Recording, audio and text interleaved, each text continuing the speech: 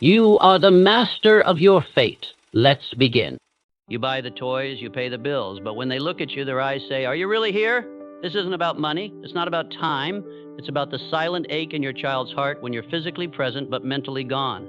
I've seen fathers cry in my office after realizing their kids don't see them, not because they don't love them, but because they've forgotten how to be with them. That ache isn't your fault. It's a symptom of a world that tells you to do more when what your child needs is for you to simply be. Right here, right now, not tomorrow, not when the workload clears, not when you've earned enough to buy them something better, but now. Because children don't measure love in dollars or hours, they measure it in the quality of your attention. And right now, you're giving them the worst kind of absence, the kind that walks beside them but never truly arrives. I'm not going to tell you to spend more time with your kids. That's the lie we've been sold, that if you just had more hours, you'd be a better parent. But I've sat across from mothers who work 2 jobs and still kiss their children goodnight every night, and those children still felt alone. I've met fathers who took them to soccer games, helped with homework, paid for tutors, yet their kids would rather text a stranger than speak to them at dinner. So what's missing? It's not time, it's presence. And presence isn't measured in minutes, it's measured in focus, in eye contact, in silence that doesn't feel like an emergency to be filled. What I'm going to show you today is not another parenting hack, it's a reversal, a quiet revolution inside your own mind. You'll learn why guilt keeps you stuck. Not because you're failing, but because you're running from the truth. You don't need to fix everything. You just need to show up, fully, without distraction, without apology. And before we end, I'll give you the exact shift, the one that turns "I'm too busy" into "I'm right here," and how to use it within the next 24 hours. Not tomorrow, not when things calm down. Now, because your child won't wait, and neither should you. I've seen men who worked 12-hour days to put food on the table, who came home exhausted, kissed their children's foreheads while they slept and thought, "I did my part." I've watched mothers stay up until 2 a.m. packing lunches, signing forms, organizing school trips, buying the right shoes, the right backpack, the right brand of cereal, all because they believed if they just did enough, their love would be seen. But here's what no one tells you. Children don't feel love through effort. They feel it through attention. There was a man named Robert Engineer, provider, devoted father, who came to me after his 12-year-old daughter wrote in her journal, "Dad talks to me like I'm a problem to solve. He never just sits with me." He cried when he read it. Not because he didn't care, he cared too much. He had spent years trying to fix everything for her grades, her friendships, her fears, and never once sat still long enough to let her simply be. He thought presence meant provision, but presence means perception. Love doesn't shout from the grocery store receipts or the soccer trophies. It whispers in the quiet spaces between words, in the pause before you answer, in the way your eyes stop moving when they speak. When you hand them a new phone and say, "Here, this will make you happy," but you're already scrolling through emails as they thank you, that's not love, that's transaction. And children learn early. If love is tied to performance, then they must earn it. So they shrink, they hide, they become quiet. Not because they don't want to talk, but because they've learned their voice doesn't matter unless it's useful. You are not failing because you're tired. You are not failing because you work hard. You are failing only if you mistake motion for connection.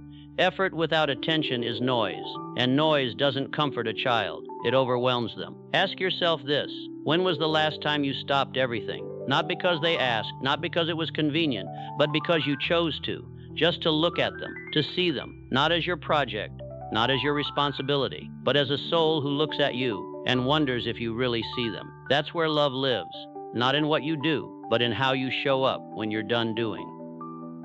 You feel guilty. I know you do. You scroll through photos of other parents playing catch, reading bedtime stories, laughing at the dinner table, and you think, "I'm not doing enough." You replay the moments you snapped at them because you were tired, the times you said "in a minute" and it turned into an hour, the silence when they asked you to play, and you just nodded, eyes on your phone. And now you carry it, like a stone in your chest. But here's the truth no one says out loud. Guilt is not a motivator, it's a prison. It doesn't make you a better parent. It makes you a quieter one, more distant, more exhausted. Because guilt doesn't lead to presence, it leads to avoidance. You avoid them because being near them reminds you of what you didn't do. You overcompensate with gifts because you can't give them your attention. You apologize too much, not to heal, but to ease your own pain. I've sat with mothers who cried for hours saying, "I just want to be the mom they deserve." And I'd say, then stop trying to fix yourself. Start showing up. Guilt is a mirror, that only reflects failure. But presence is a door. When you're consumed by guilt, you're still thinking about you, your mistakes, your shame, your regret. But your child isn't thinking about your guilt. They're thinking about whether you'll look at them, whether you'll hear them, whether you'll stay. They don't need you to beat yourself up. They need you to be there. Guilt keeps you stuck in the past. Presence moves you into the moment. You can't change yesterday, but you can choose right now to stop running from your feelings and start walking toward them, not with apologies, not with promises, with your eyes, with your hands, with your silence. The moment you stop using guilt as an excuse to hide, that's the moment you become the parent your child has been waiting for. Not perfect, not polished, just present. And that's more than enough. You can sit beside your child for an hour and still be miles away. You're there in body, but your mind is on the next meeting, the unpaid bill, the text you haven't answered, the dinner you forgot to prep. Your eyes are open, but your soul, it's elsewhere. That's not presence, that's performance. I've watched parents who spent every weekend at their child's games, drove them to every lesson, bought every book they asked for, yet their kids would rather talk to a stranger online than say 2 words to them at home. Why? Because presence isn't measured in hours. It's measured in focus, in stillness, in the quiet space between your thoughts and their voice. Presence means your attention doesn't flinch when they speak. It means you don't interrupt with advice before they finish.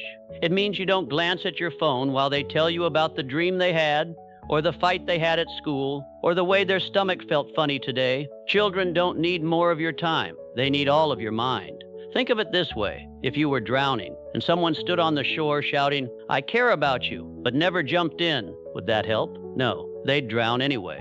Your child isn't asking for another gift. They're asking you to jump in. Presence is choosing, even for 10 seconds, to stop everything else, to silence the noise inside your head, to let their voice become the only sound that matters.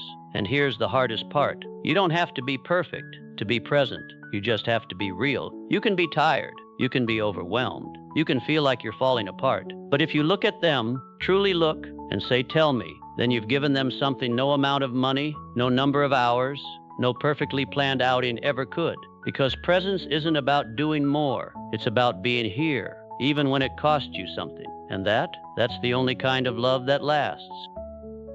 I once watched a little girl, 7 years old, hair still damp from the bath, run into the living room holding a crayon drawing of a family. The sun was setting. Her mother was on the phone. Her father was scrolling through work emails.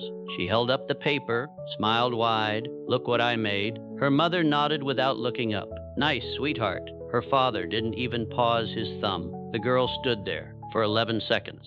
Then she walked away, quietly. No tears, no drama, just gone. That wasn't rejection, it was erasure. Children don't cry out for attention because they're spoiled. They cry out because their nervous systems are wired to seek safety in your gaze. When you look at them, truly look, they feel known, seen, safe. But when your eyes glide past them like they're furniture, they learn, "I am not worth your full attention." And that lesson doesn't fade with age. It hardens into identity. A boy stopped sharing his fears because he learned his dad's silence meant not important. A girl stops laughing loudly because she noticed her mom's face tightened when she got too excited. A teenager stops talking altogether, not because they're moody, but because they've spent years speaking into a void. You think they're fine. You think they're growing up, but inside, they're whispering, "If you don't see me, maybe I'm not really here." And that's the most dangerous lie a child can believe. Your child doesn't need another video game. They don't need more praise. They don't need you to fix their problems. They need you to witness them, not as a project, not as a responsibility, not as someone you're trying to mold, but as a person, messy, loud, quiet, strange, beautiful, who looks at you and wonders if you'll meet their eyes. When they show you their drawing, their broken toy, their terrible joke, that's not just a moment, that's an offering. And every time you respond with distraction, you're saying, "Yay, your world isn't important enough for mine." But when you stop, when you lower your phone, when you turn your body toward them, when you say, "Tell me about this," even if you have no idea what they're talking about, you're saying something deeper than words. You matter, right now, just as you are. That's not parenting. That's soul-to-soul connection. And it only takes 10 seconds. 10 seconds of your full attention, and you change the trajectory of their inner world. Don't wait for them to ask again. They might not, because after a while, they learn to stay silent. You don't need to rearrange your life to be present. You just need to interrupt it once in the right way. This isn't about carving out an hour of quality time or planning a special outing. It's simpler than that. It's quieter and far more powerful. The 10-second rule isn't a trick or a hack. It's a return to something ancient and true.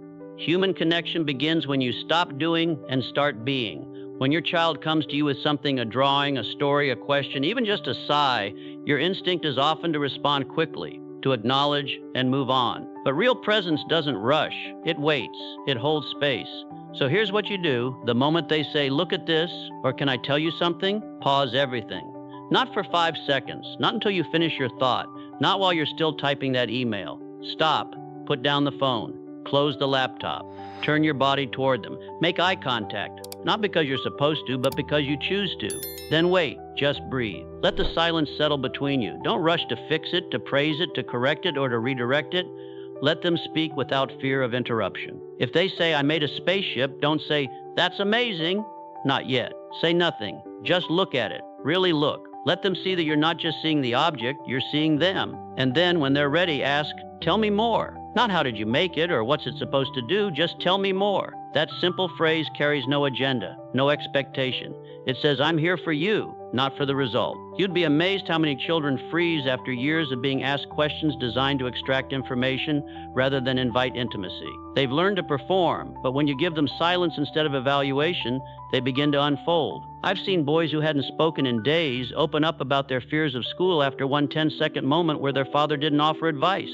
He just listened. I've seen girls who hid behind headphones share their first heartbreak because their mother stopped scrolling long enough to meet her eyes. 10 seconds isn't long, but in those 10 seconds, you're not just giving them attention, you're giving them permission to exist fully in your world. And that's more valuable than any lesson, any gift, any achievement ever could be. You don't have to be perfect. You don't have to have all the answers. You just have to show up with your whole self for those 10 seconds. And if you do that 3 times today, 3 times you choose them over distraction, you'll feel it. They'll feel it. And slowly, without fanfare, the quiet spaces between you will begin to fill. Not with noise, but with trust. You want to help. I know you do. That's why your instinct is to leap in. When they say school is hard, you offer strategies. When they're upset about a friend, you tell them how to handle it. When they complain about being tired, you remind them to sleep better. You think you're guiding them, but more often than not, you're shutting them down. Children don't come to you because they need solutions. They come to you because they need to be heard. I've watched mothers jump in before their teenagers finish speaking, offering advice like a checklist. Just talk to them. Stop caring what they think. Focus on your grades. And the child? They'd nod politely and never speak to them again about anything real. Why? Because advice, even well-meaning advice, carries an unspoken message. Your feelings aren't enough. You need to be fixed. But here's what no one tells parents most of the time. Your child isn't asking for a plan. They're asking for a witness. When your daughter says, "No one likes me at school," she's not handing you a problem to solve.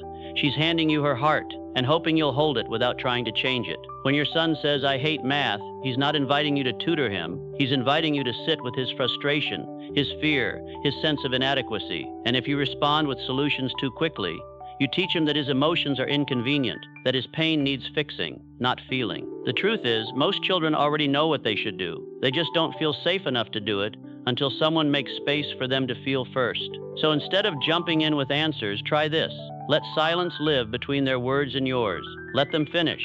Let them breathe. Then, instead of saying, "You should," say, "That sounds really hard," or "Tell me more about that," or simply, "I'm here." You don't have to fix the storm to be their shelter. In fact, the moment you stop trying to fix it, you become the only person in their life who doesn't treat their emotions like a project. I once worked with a father whose 14-year-old daughter hadn't spoken to him in 6 months, not because she was angry, but because every time she tried to open up, he turned it into a lesson. One day, he sat beside her on the couch, didn't say a word, and just waited. After 3 minutes, she whispered, "I think I'm stupid." He didn't correct her, didn't reassure her, didn't tell her she was brilliant. He just said, "Yeah, that must hurt." And then he stayed quiet for 10 minutes. She cried, not because she was broken, but because for the first time in years, she felt seen, not fixed, seen. That's the power of listening without fixing. It doesn't take wisdom, it takes presence. And presence doesn't need to speak.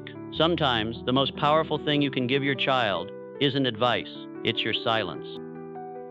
There was a woman named Elena, 42, 2 kids, a demanding job, a husband who traveled often. She prided herself on being the glue, the one who remembered birthdays, packed lunches, signed permission slips, drove to soccer practice in the rain, stayed up late helping with science projects. She thought she was doing everything right, but her 12-year-old son, Mateo, had stopped talking to her, not out of rebellion, but out of quiet resignation. He'd sit at dinner with his head down, answer in monosyllables, and disappear into his room as soon as he could. She assumed he was just going through a phase. Then one night, after another silent meal, she found a folded piece of paper tucked under her pillow. It was from Mateo. "Mom, you're always here, but you never stay." She didn't understand at first. She read it again, and then she cried. Not because he was ungrateful, but because he was right. She was there, in body, in effort, in logistics, but never fully in presence.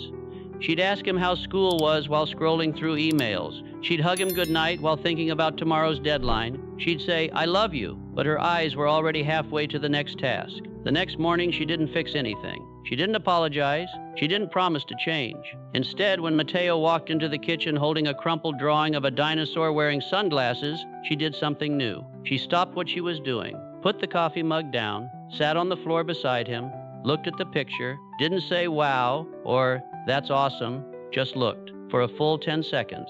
Then she said, "Tell me about this guy." Mateo blinked, like he wasn't sure she meant it. Then he whispered, "His name is Dr. Roar. He doesn't like loud noises. He hides under rocks." And for the next 17 minutes, he talked. Not because she asked questions, not because she gave advice, but because she sat there with no phone, no distractions, no agenda, and let him lead. That was Tuesday. By Friday, he was asking her to walk with him after school. By the end of the month, he told her he was scared he wasn't smart enough. She didn't fix that either. She just held him while he cried. It wasn't magic. There were no grand declarations, no therapy sessions, no overnight transformation. Just one mother choosing over and over again to be still when he spoke. 2 years later, I met Mateo. He was 16 now, quiet but calm, confident in a way that didn't need to prove itself. He said, "My mom still doesn't have all the answers, but she's the only person I know who doesn't try to fix me when I'm falling apart." That's the thing about presence. It doesn't solve problems, it makes them bearable. Because when a child knows they can show up broken and still be held, they learn they are not alone. And that changes everything. You don't need to be perfect. You don't need to have all the time. You just need to be willing to stop once when they reach for you. And if you do that, they'll never forget where they felt safe. You think it's just one missed moment.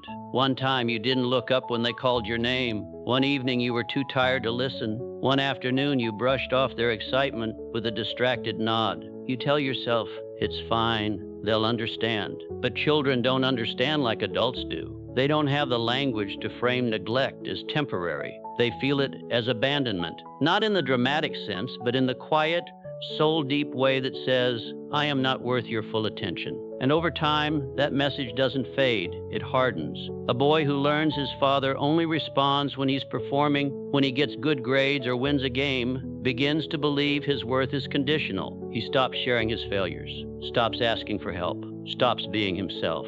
A girl whose mother always interrupts her stories to give advice starts to rehearse what she'll say before she says it, not because she's thoughtful, but because she's afraid of being dismissed again. By the time they're teenagers, many of them have learned to speak in code. They don't say, "I'm lonely, real." They say, "I'm fine." They don't say, "I need you." They say, "Whatever." And if you're not paying attention, which most of us aren't, you'll mistake their silence for independence. But it's not independence, it's survival. I've sat across from young adults in my office, successful, intelligent, seemingly whole, who told me they hadn't cried in front of their parents since they were 10. Not because they were strong, because they learned early that vulnerability would be met with distraction, correction, or worse, silence. So they stopped trying. And somewhere along the way, they stopped trusting that love could exist without performance. This isn't about bad parenting. It's about absent presence. And the cost? It shows up later in anxiety, in isolation, in relationships where they can't ask for what they need because no one ever taught them that their voice mattered, in marriages where they stay silent instead of speaking up, in careers where they settle because they never learned they deserve to be seen. Your child won't remember how many soccer games you attended. They won't remember the brand of shoes you bought. They will remember how you made them feel when they were small and scared and needed you to hold space for their heart. If you keep choosing productivity over presence, you won't lose a few minutes of their childhood. You'll lose the chance to be the person they turn to when the world gets heavy. And once that door closes, it doesn't reopen easily, because trust isn't rebuilt with grand gestures. It's built in the quiet moments when you stop everything and simply stay. So ask yourself now, are you preparing them for success, or are you preparing them for loneliness? Because the difference isn't in what you give them, it's in whether you're really there when they reach for you. This isn't a suggestion. It's not a recommendation. It's a lifeline, and you're the only one who can throw it. You don't need to overhaul your schedule. You don't need to quit your job or cancel your meetings. You just need to interrupt your routine 3 times in the most human way possible. Here's what you do exactly. The next time your child comes to you with a drawing, a question, a story, even just a sigh, pause everything. Not for 10 seconds because you think you should, but because you choose to. Put down your phone, close your laptop, turn your body toward them. Look them in the eye, not at their hair, not at their shoes, not at the thing they're holding, but into their eyes. Let your gaze settle. Don't rush. Don't smile politely and move on. Just be still. Then, when they finish speaking, or even if they haven't, say nothing. Wait. Let the silence stretch. That silence is sacred. It's the space where safety is born. And then, quietly, simply say, "Tell me more." Not "Why did you do that?" Not "That's great." Not "You should try this." Just "Tell me more." Do this 3 times before you go to bed tonight. It doesn't matter if it's during breakfast, while walking to the car, or right before they climb into bed. It doesn't matter if they say something trivial, a broken pencil, a weird dream, a comment about the clouds. None of it matters except this. You showed up, fully, without distraction, without agenda, without trying to fix, praise, or redirect. You just let them be heard. And here's the secret. You won't feel like you're doing anything monumental. You might even wonder if it's enough. But children don't measure love by scale. They measure it by consistency, by the quiet certainty that someone will stop just once to see them. If you do this once, you plant a seed. If you do it twice, you water it. If you do it 3 times today, you begin to rebuild a relationship that may have been crumbling without you even noticing. This isn't about becoming the perfect parent. It's about becoming the one they can trust to show up even when you're tired, even when you're overwhelmed, even when you don't know what to say. Just stay, listen, say, "Tell me more," and then silence again. That's all it takes to change everything. Because the truth is, you already gave them everything else. Now give them you. For 10 seconds, 3 times, today. They'll remember it longer than you ever will. You're not trying to fail your child, you're trying to love them, and that's why you fall into these traps without even realizing it. You think you're helping by being efficient, by managing time, by staying in control, but what you're really doing is building walls between you and the very person who needs you most. The first mistake is saying, "I'll give you more time later," as if presence can be scheduled like a meeting or banked like overtime. But children don't understand deferred love. They only know what they feel in this moment, and when you say later, they hear, "You're not important enough for now." And later never comes. Not really. It becomes another empty promise that erodes trust over time. Another mistake is multitasking while pretending to listen, nodding as you scroll, smiling while thinking about your inbox, answering with half an ear because you're still mentally at work. Your child doesn't need perfect attention, they need real attention. And they know the difference the second your eyes glaze over or your fingers twitch toward your phone. They don't call you out, they just withdraw.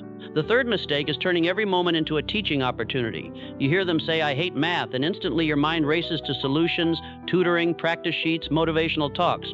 But what they're asking for isn't a strategy, they're asking for empathy. When you jump straight to fixing, you send the message that their feelings are problems to solve, not experiences to honor. And then there's the silent killer, the assumption that because you're physically present, you've done your part. You sit beside them at dinner, you drive them to practice, you tuck them in, but your mind is elsewhere, your heart is checked out, and your silence speaks louder than any words ever could. Children aren't fooled by performance. They don't measure love in hours logged or tasks completed. They measure it in the quality of your stillness, the depth of your gaze, the warmth of your quiet presence. So stop apologizing for being busy. Stop trying to make up for absence with abundance. Instead, choose this one moment fully given, one breath shared, one sentence spoken without distraction. That's all it takes to undo years of emotional distance. You don't need more time, you need more truth. And the truth is this, you don't have to be perfect to be present. You just have to be willing to stop right here, right now, before it's too late.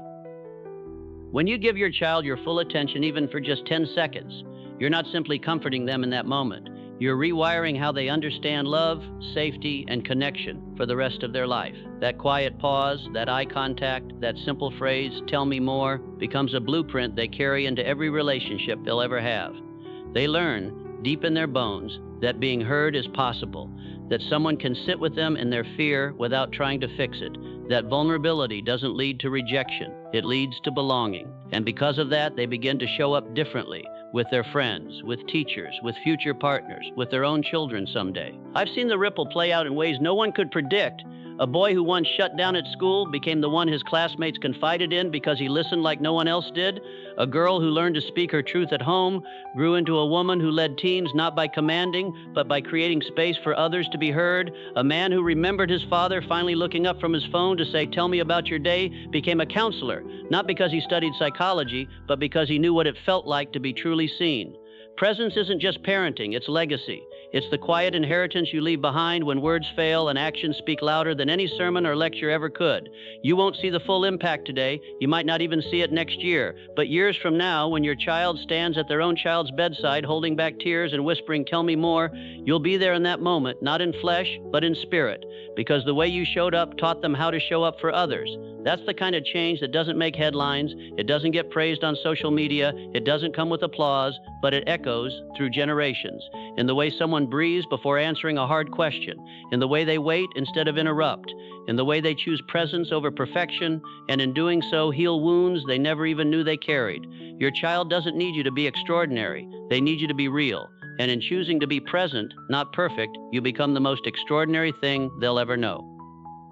I've spent decades watching people chase success, accumulation, recognition, thinking those things would fill the quiet spaces inside them. But what I've learned is this: no amount of achievement ever replaces the weight of a child's gaze when they're waiting for you to truly see them. You are not failing because you're tired. You are not failing because you work long hours or carry too many responsibilities. You are not failing because you didn't know how to do this better until now. The truth is, you've been doing the best you could with what you had, and that's enough. Not tomorrow, not after you fix everything, not after you become the perfect parent everyone else seems to be. Right now, in this moment, with all your flaws, all your exhaustion, all your regrets, you are enough. Because presence doesn't demand perfection. It only asks for honesty. It doesn't require grand gestures. It only asks that you stop just once and look at them, not as your project, not as your responsibility, but as a soul who loves you without condition and is still waiting, quietly, for you to meet them where they are. You don't need more time, you need more intention. You don't need to say more. You just need to listen more. And if you do that even for 10 seconds, even 3 times today, you've already done more than most parents will ever do in a lifetime. Don't wait for the right moment. There is no right moment. There is only this one, the one where you choose to lower your phone, to turn toward them, to let silence hold space for their heart. That's not parenting, that's love.